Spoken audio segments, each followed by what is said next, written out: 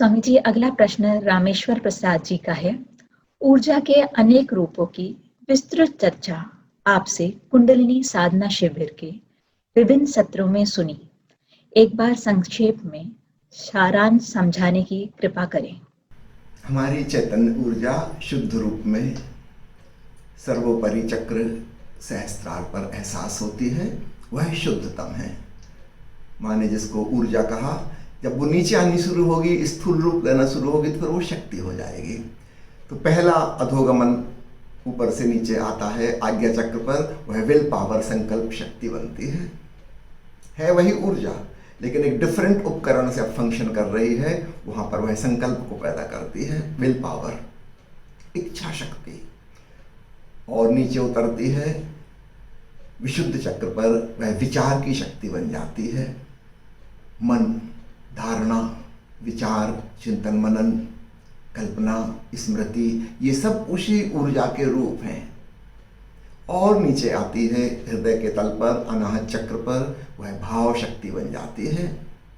भावनाओं की शक्ति हम सब जानते हैं, सद्भावनाओं की भी, दुर्भावनाओं की भी, क्रोध की, घृणा की, हिंसा की शक्ति भी हम जानते हैं।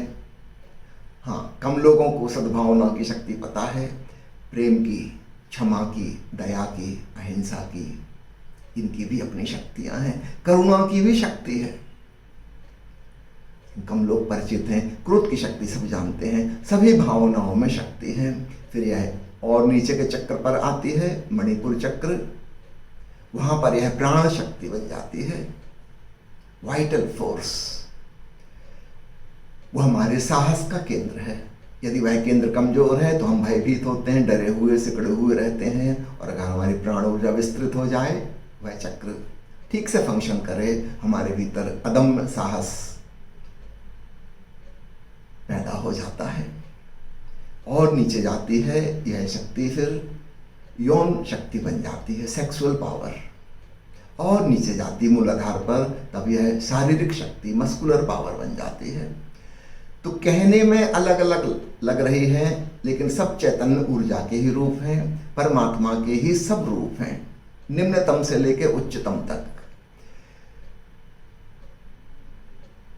शारीरिक बल, मस्कुलर पावर, यौन शक्ति, सेक्सुअल पावर, साहस, द पावर ऑफ करेज, भावनाओं की शक्ति, विचार की शक्ति, संकल्प शक्ति, और फिर शुद्धतम रूप में, अब उसको शक्ति नहीं केवल ऊर्जा कहेंगे, दिव्य ऊर्जा, डिवाइन एनर्जी।